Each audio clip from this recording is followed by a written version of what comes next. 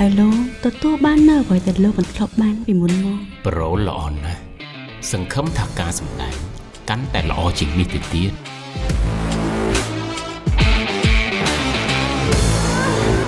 តាំងតែពីកូនតូចរហូតដល់ធំនេះលោកក៏អត់តែលុយគិតតែពីស្រីញីចាំទុកក្នុងខួរទៅមនុស្សប្រុសដែលមានស្រីច្រើនគឺជារឿងដ៏អស្ចារ្យបំផុត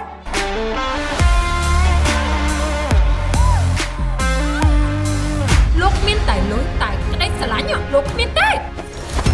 ងរស់នៅនឹងអញជាងកន្លះជីវិតទៅហើយឯងមិនដែលមើលឃើញក្តីស្រឡាញ់ដ៏ធំធេងមហាសាលរបស់អញចំពោះឯងនិងកូនទេលឺទេតែនៅក្នុងជីវិតរបស់លោកឯងនេះតើលោកឯងស្គាល់អត់ស្អីតែការចាំកូននោះសូយ៉ារៀបការជាមួយនឹងខ្ញុំហើយសាងសុភមង្គលជាថ្មីជាមួយនឹងគ្នាទៅណាចុះបើខ្ញុំយកប្រពន្ធជាស្រីខូចគឺវាល្អស៊ីតែមិនល្អមើលមនុស្សប្រុសណាកូនអាចដេកជាមួយស្រីខូចបានតែប៉ាហាំងដាច់ខាត់មិនឲ្យឯងយកស្រីខូចធ្វើជាប្រពន្ធទេ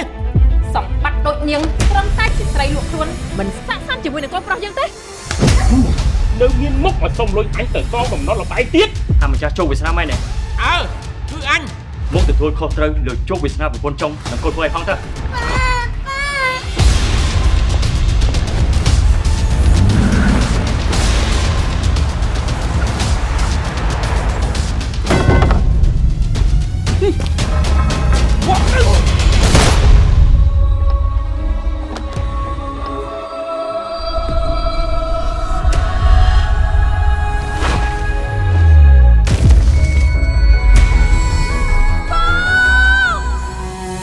ថ្ងៃមួយខ្ញុំត្រូវគេចាប់រំលោភ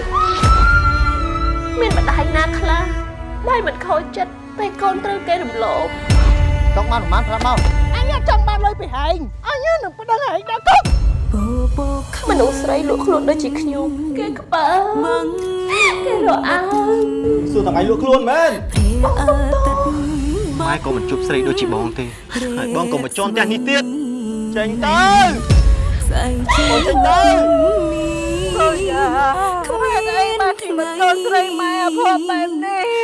មានក្តីសុំទោសម៉ែតែកូននេះលក់ខ្លួនយកលុយទៅជួយគ្រួសារខំជំនះយ៉ា